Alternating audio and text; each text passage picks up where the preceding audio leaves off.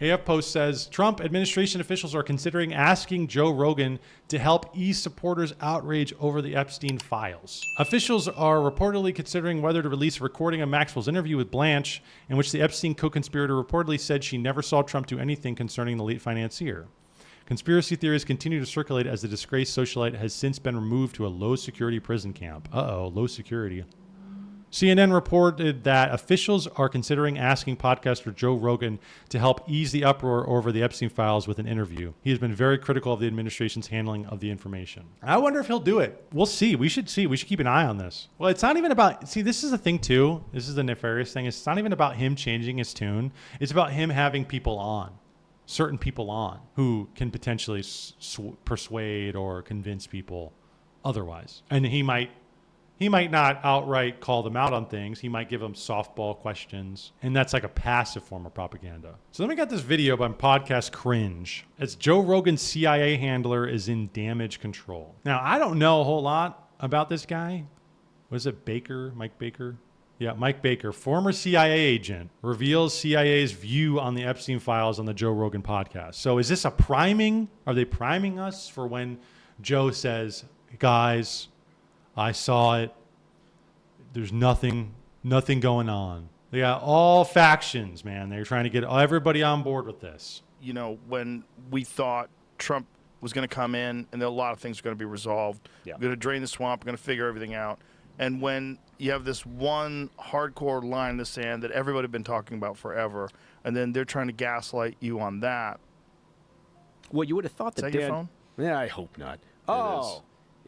It's my wife. Should I answer? Silent, buddy. Yeah, it's on. You know, it was on silent, but it still goes. Yeah, it's my How wife. does that happen? Your and phone's it still compromised. Goes. My phone is CIA compromised. doesn't trust you. You're friends with me. Well, they don't trust you anymore. They did call me this morning. What are you going to tell me? Wait, about? he's your friend? Wait, Joe, he's your friend? Well, I like you, Joe. I think you're a cool guy. So therefore, he's cool to me. Oh, he's wearing a Tyler Childers shirt? Dude, this guy's sweet. This guy's awesome. I don't know. Joe Rogan's CIA handler is back in the studio to set things straight after everything that's been going on since Rogan took a short European holiday with his family.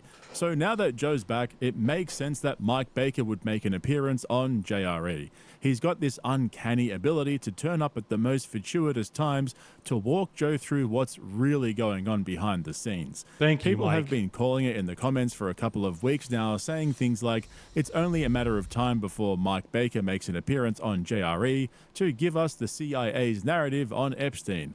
And the comments in this episode did not disappoint either. Mike Baker once again changing the batteries for the bugs he put in Joe's studio. All right, let's see what the CIA's position on current events is. So I think I've actually figured out how Mike Baker's been bugging Joe's studio. If you recall, last time he was in there, I pointed out that he holds his cigar in a very strange way. And this time I again noticed he holds his pen in a strange way as well, which led me to conclude that the bug is in the pen. Joe's probably always wondering why Mike accidentally leaves his pens behind every time he visits the studio, so he keeps them for him in a little tin in the middle of the table. That's why you never actually see Mike writing with the pen. It's just a placeholder in his hand until he's ready to leave it behind.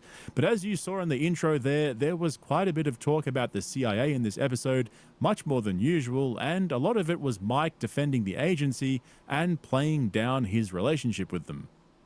We have a really nice relationship. They don't tell me what to say. If I go on TV to talk about something, they just like, you know, they say whatever, man. Say, well, here's our view on this. They trust right? you. Yeah, they trust me. I'm not going to open my yap and talk sources and methods. Just talk from an operational perspective. But yeah, so that was my wife. Which reminds me, it's my boy Muggsy's birthday today. Happy birthday, Muggsy. Yeah, thank you very much. Shout out to Muggsy, happy birthday, brother. And shout out to the other two, Schmucko and Fucko as well. Sounds like such a wholesome family. But as usual, guys, there's absolutely nothing to see here. Everything is completely normal. Just keep calm and carry on.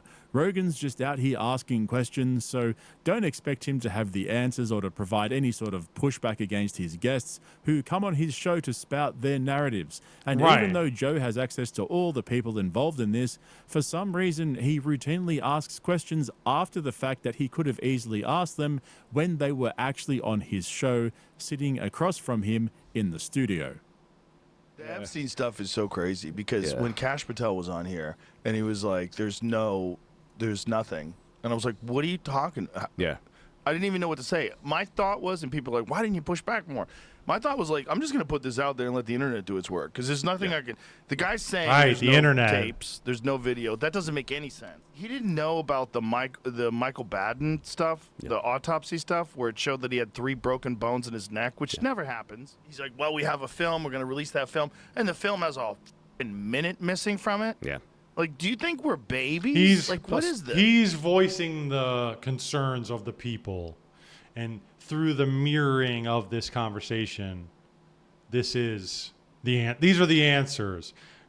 Joe is playing the part of us, and if we were in his position, this is what we would say, right? Right, guys, this is exactly what we would ask a CIA agent. Now, you get the response. I don't think it's very satisfying, but there are probably a lot of people out there who they go, thank you, thank God, okay. We got to the resolution on that. Also, you got people, including Dan Bongino, right, making bank for a couple of years talking about how awful it is, and we got to get this a huge conspiracy, and then you release a 2-day. Wow, he called out Dan? That says, there's nothing to see here. Yeah, because you're walking by your bedroom window and you see a little laser, red laser moving across your chest. But how does Pam Bondi say we have thousands of hours, and then Kash Patel says we don't have anything, and then Tim Dillon said he has lunch with J.D. Vance. Yep. And J.D. Vance says that 10,000 hours is commercial pornography. Right. Yeah. You think this freak show of Epstein wasn't like, it didn't have hidden cameras or wasn't taped or whatever? 100%. I mean, come on. 100%. It's so obvious that Rogan hasn't figured out exactly what's going on here. It's so plain and simple for everyone to see, but himself. Every single one of Rogan's guests has an agenda, whether it's a comedian, an author, filmmaker, or scientist. But when it comes to politicians, they're all compromised in different ways. That's what he doesn't seem to understand. Getting the FBI director... No, I think Patel he on the show understands when it. Elon Musk was dropping bombs on Twitter, accusing Trump of being on the Epstein list, and seeing him squirm and weasel his way out of discussing it should have been the clearest sign yet that his guests are all compromised. There's so much to unpack here, so I'm going to go through it step by step. I'm even going to give you a hot take on what I think's really going on with Trump and the Epstein list, which I don't usually do, but you know what? Fuck it. I'm already balls deep in this shit as it is. And so when it comes to compromised guests, it's never been more obvious that Mike Baker is still a company man. People joke that he's Rogan's CIA handler, but after watching this episode, it's never been clearer to me that he really is. Just listen to the way he fumbles his way through this answer to Joe's question and reveals the real reason he turned up to Joe's studio that day. What do you think, from your perspective, what do you think that was all about? Who do you think was involved in that? Do you think it was the Mossad? Do you think it was some rogue intelligence agency in America? Was it a coordinated effort? You know what? I know this. There's a lot of talk about. Did he have some sort of intel connection? Right. Right. That from my perspective, it's complete speculation. But I will say, like from an operational perspective, if you see a guy like this who's super connected and all the way back to 2008 was like his first trial, right? So he's had a long history of these problems. If I'm Chinese intel, right, and I just read the goddamn entertainment news, and there's these rumors and allegations of high-level people flying off to his island, I'm going to think that's interesting. So if I can get somebody right inside that operation, whether it's Ghislaine Maxwell, or whether it's Epstein himself, whether it's somebody who's just on the outskirts of it, maybe I'll start picking up some pretty interesting leverageable information on people that maybe I want to influence. If that doesn't convince you this guy still reports to Langley, then I've got a bridge to sell you. See the way he gave the most basic answer possible, but slipped China into the fray? Yes, so many times the excuse is China. Hey guys, China. Remember China? They're on our heels. We got to beat them. They want to try and recreate the Soviet Union narrative of the 20th century, where we have to fight this big. We need this bad guy to fight against. And oftentimes they fall back on that, the China thing. And it's like, what are you talking about, dude? Nobody even mentioned China, but for some reason you're bringing it up, and That's the reason why we should just let everything go. Like, what the hell are you talking about? He gave the most high-level, basic explanation of what everybody already knows, but made sure to use China as an example and not the CIA or Mossad. This next bit, though, was kind of disturbing. Right, yeah. I don't get why nobody's pulled Joe aside and explained to him that when he says things like this, it's really not a good look and makes it real hard to defend. And it's so funny to me that it's always comes down to like carnal needs. When you get to like this Bill Gates level and Bill Clinton level, you can't just go pick up gals at the bar. Yeah, You know it's what a I little mean? tough. Yeah. So yeah. if you're a super famous super yeah. freak, and you like chasing skirts, but you can't do it. Like, what do you do? Well, you do what he did, right? Which is you get somebody to procure for you, which apparently was primarily Maxwell's job. She was clearly operating as his pimp, or whatever the female version of a pimp is. Yeah, curator. Curator. Yeah, it's a curator. Yeah. No. The word isn't curator. The word you guys are looking for is trafficker. You know how Ghislaine Maxwell is currently serving 20 years for trafficking? She's not in prison for curating. That's what fucking museums do. And Rogan said all of this stuff before about how a lot of these guys were super high profile. They couldn't just go in public, so they needed someone to traffic teenage girls for them.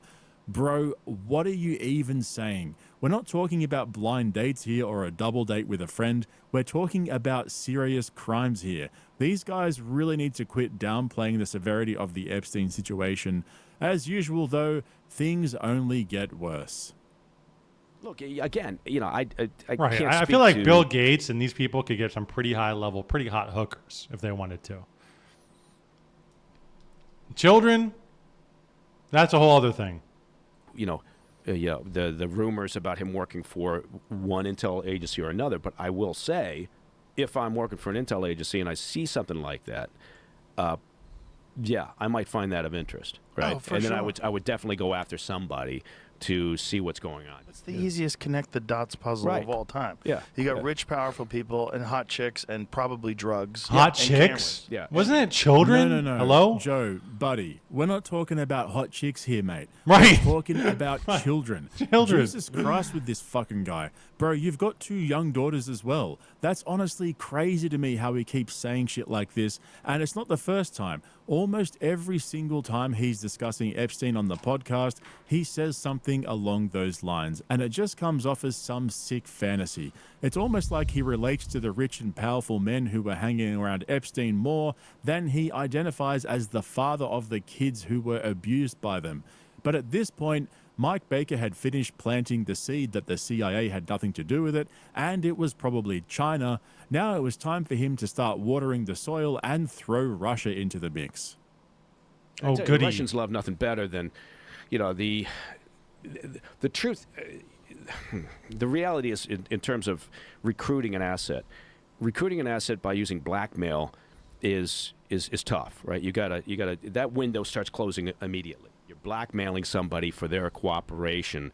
At some point, that's going to go south on you. Right? But having said that, look, the Russians in particular love that, right? Also the Chinese Mossad. intel, they'll do whatever works from their perspective. The agency, again, people are going to say that's bullshit. The agency tries, they Thank you. blackmail is never really ever on the table as an option because it always leads to a problem. In terms of And what do you mean? well, by this? the asset will turn on you, right? Next thing you know, you've got an agent working now, a double agent working for the other side, right? Because they're so over by the fact that they've been blackmailed, and at some point they lose their they decide to roll for the other side. But that you're aren't working you like against. constantly monitoring them and looking at their phone? There's and only all- so much. No, there's only so much you can do. That. So that's the operational reason for trying to avoid blackmail. Right? Has it ever been done? Well, sure. Yeah. I mean, I'm not saying it hasn't been done. Of course. But some services go to it much quicker than others do. Yeah. And which services And I are would. those? Well, again, the Russians are primary users of something like that. They don't. Cause Not the they- CIA or Mossad. We're good. Israelis have been known to do that in the honeypot Oh, operations. they that have. They'll do and other things. Thank but you. the Russians throw a lot of shit at the wall and see what sticks. Okay, hold up. So now, according to Mike Baker, the CIA running the Epstein op would have been too unethical for them to have ever been involved. Let's just unpack that for a minute. Too unethical. The organization who brought you Project MK Ultra, one of the biggest domestic wiretapping controversies in history, all of the known human rights abuses, the Iran-Contra affair, drug trafficking to fund operations, hiding covert operations from Congress, and the most infamous of all, allegedly orchestrating the JFK assassination. After all of that, blackmailing rich dudes is supposedly too unethical for them to pull off. That has to be one of the biggest lies I've ever seen a JRE guest say to Rogan. And Joe just sat there nodding his head. He didn't even think to bring up the prosecutor who claimed he was told not to touch Epstein because he belongs to intelligence. Why the fuck would an American prosecutor be forced to protect a Russian or Chinese intelligence operation? Like, Joe, what is actually going on in that head of yours when your guest lies straight to your face like that? And when he brought up Israel, Mike dismisses it and says, yeah, nah, it's probably Russia. So let me get this straight. The CIA thinks that the Jeffrey Epstein operation was orchestrated by China or Russia, an operation that saw the trafficking of American teenage girls to compromise and influence the most powerful men in America, and this is their response. It's funny because with the agency, it's not like the Bureau. The agency, I think most people honestly don't really probably give a about the Epstein files. They're more... Really? We don't? Thank you for telling us that. This release from Tulsi Gabbard and the talk about, manipulating intelligence, China. For the 2016 election, right, and Russian collusion and all of that. That speaks more to the agency than the Epstein files does. Well, tickle me pink and call me fucking Elmo. Austin, we've got a problem. Rogan's so open-minded Rogan just that his says, brains right. fell out. This is like that scene where Hannibal feeds Paul his own brain. What's the main course?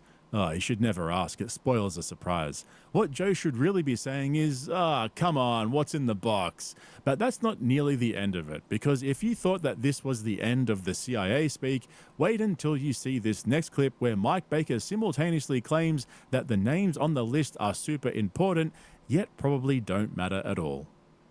But yeah, look, everybody's worried now, right? No, at first it was like, okay, again, I go back a handful of years. Nobody was pushing for this, right? Because you got people from all sides probably on whatever that list looks like, whatever that Epstein file looks like, whoever was involved. So it looked like, all right, there's kind of this bizarre bipartisan moment where we're not going to push for this, really. We're not going to make a big effort here. We're not sending anybody from DOJ. The Dems aren't, during the Biden administration, calling for the release of the files. Now, all of a sudden, they smell, blood in the water. Nobody's going to look good from this. But, I would caution, just because a name might be in a file, no matter whose it is, doesn't necessarily mean there's nefarious activity. If this person was there, doesn't mean they're connected to soften something the blow. They weren't f***ing underage girls. Maybe they were if they're in the file, right? But I'm just saying there's a lot of people probably in that file that are going to be named, if it ever comes out, who may or may not have been engaged in illegal activity, but just release the goddamn things. So just because Look at how he's saying that. Who may or may not be in the file. Mike, are you in the file, buddy? What the fuck's going on here? on the list doesn't mean they necessarily did anything illegal, but if they are in the file, they probably did. Either way, the CIA had nothing to do with it. It was probably China or Russia. So just release the goddamn thing. Bro, can you hear the word salad coming out of your fucking mouth? I've never heard anyone hype something up and downplay it in the same sentence. It's not that Mike Baker thinks Joe Rogan's stupid enough to believe everything he's saying. He knows Joe Rogan's stupid enough to believe everything he's saying. No, it's not even about Joe Rogan. It's about us viewing it. That's what it's about. It's about Joe Rogan trying to voice the real concerns of the American people about this thing, and him softening the blow, downplaying it, and trying to steer us into Russia or China. I am absolutely convinced that this was a CIA Mossad joint operation, and this next clip made me realize why. The Epstein situation is going to be so disappointing to so many people now because I have this theory that nothing ever gets done in Washington, D.C., right? Investigations go to die there. Nothing ever happens. There's never any real consequences of any nature. Yeah. We had all sorts of things happening They're right super now. Right? slow the and Epstein dumb. Case I is one of agree. them. Regardless of who else is in the files, right? And the Dems, I think, were worried for quite some time and didn't pursue it because, years back they were thinking, okay, Clinton's going to be embarrassed. We don't want that. Right. So again, my point would be just release everything. The fact that Mike's saying that nothing gets investigated properly in Washington and that it doesn't matter who's on the list from both sides, they should just release it and be done with it so we can focus on the more important issues at the moment, made me realize something. If this really was a CIA-Mossad joint operation, the Department of Justice, FBI, Congress, and the White House don't know the details. Why would Mike be so keen to release the files if he knows the CIA was involved? It could only be because he knows nothing in the files can implicate them. That says to me that the actual files everyone's fighting over don't actually explain the full extent of the operation and probably only contain the ground level names and the videos without exposing the faceless men behind the scenes running the show. Mike's basically saying the files you're all talking about will only scratch the surface, so let's just release them and be done with it because you ain't never going to get to the bottom of it. And I thought the same thing too. I thought a lot of this hooping and hollering over the Epstein case. Well, first they said they're going to come out with it. Well, actually, even before then, leading up to the election, nonstop Epstein talk, Dan Bongino, we're going to get the truth. Then they say they hold up the fucking binders. Those idiots hold up the binders saying, we have the files. And they come out. No, now we're going to say we don't, there's nothing there. It's all fake. Yeah, they are lying. Yeah, Dan Bongino is lying. He's saying that it is fake. But they're not lying because there actually isn't anything. They're lying because they want you to sit there and be enamored. I don't even know if that's the right word. But they want you to be caught up in this saga of the Epstein files. And they want you to sit on the edge of your seat and be like, oh my gosh, are they, why, I couldn't believe, they want you to be caught up in the drama of it, are they going to release them? Are they not going to release them? But ultimately, they're probably going to release them, and it's going to be, like he said, I think it'll probably be some bullshit. It'll probably have some pretty disgusting stuff in there. Maybe it'll name somebody's name. You know, they probably throw somebody under the bus, but it's not going to have everybody's name. It's not going to have all the big hitters. But this is all just to get us to focus on this crap. Not that it's not a real or a serious thing, but the story behind it is, I think, is manufactured. But going back to, I know I'm bouncing around here, but going back to the Epstein thing, I don't understand how they handled this so poorly. Right. For yeah. Ben Bondi Poor. It was very poor. poor. Talk about the files and oh my god. Right.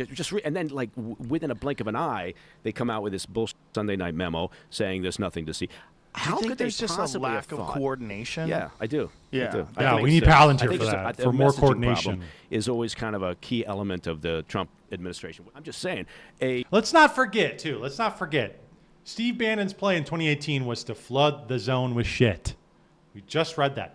Flood the zone with shit. If they have something like this, and even if they in the beginning, even if they were like, okay, we're going to release some of it to the public, and it's going to be some names, some things, they can take that and run with it for 4 fucking years. They can run with this shit. They can bounce and play back and forth about, they can drip feed a little bit of it, but they keep our eyes on this shit while they run around behind the scenes and do what they want. All the while, they're not going to release even a fraction of the information they have. They're going to flood the zone with shit. They're going to nonstop talk about it and flip-flop, and have us all going, what the hell? I'm going to Rogan to see what the hell's going on. I'm going to Theo Von to see what's going on. I'm going to these talking heads to see what's going on. And fills up our day and our time until they eventually maybe get to a point where they do release a little bit of it and they say that's all we have. And it's something. But it's not everything. The hallmark of a Trump administration is the ability to have a self-inflicted wound. Shoot yourself in the foot because of messaging usually. All right, so at the beginning of this video, I told you guys I was going to give you my take on why Trump doesn't want the files to come out. I'm just some guy on the internet, so obviously take this with a grain of salt. I feel like if Trump was on the list or there was incriminating evidence against him involving trafficking or something similar, it would have come out already. The CIA doesn't like him. If they had something like that, I think they would have already used it to get rid of him. But I don't reckon Trump is worried about being on the list. I think he used the Epstein saga to tap into the young male audience to get elected. He got guys like Rogan, Schultz, the Nelk Boys, Theo Von, and Logan Paul on side. He was finally going to give everyone an inside look into the shadows of government and expose all the corruption.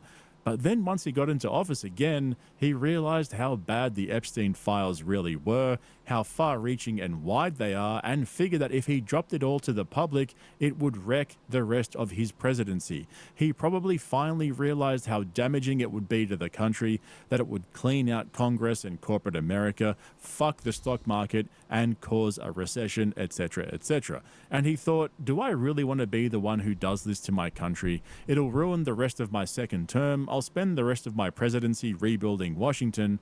I don't know. To me, Trump's a businessman. He doesn't really seem like he's committed to ripping apart the US government and ruining his beloved stock market. He's used to winning. The whole Epstein thing is a distraction from how well he thinks he's doing, and he's even literally said that, right? Who cares about Epstein? We all have this other shit going on. Look how much we're winning, etc. So it sounds to me like he used it as an election promise to get people on board and just hope that everyone would forget about it and move on to the next thing. Except that's not going to happen. I don't know. It's either that or he's plain and simple on the list and there's incriminating evidence against him. At this point, honestly, who the fuck knows? Anyway, don't forget to check out the link in the description to my Patreon so you can watch my breakdown. I don't even think that's the CIA. I don't think the CIA hates him. I think he's in bed with the CIA at this point. Okay? I think that I don't think any of that has to do with anything. The CIA doesn't like him, so if he was on there, they would have released it already. What? I don't think that has anything to do with anything. I think they're just bullshitting. I think they're not going to release any of the substantial stuff. I think they're going to play this out and drip feed it as long as they can to keep our eyes on it, and then they're just going to release something. Maybe if not, maybe they might not even do that. I don't even know. But they want to keep our eyes on this for sure.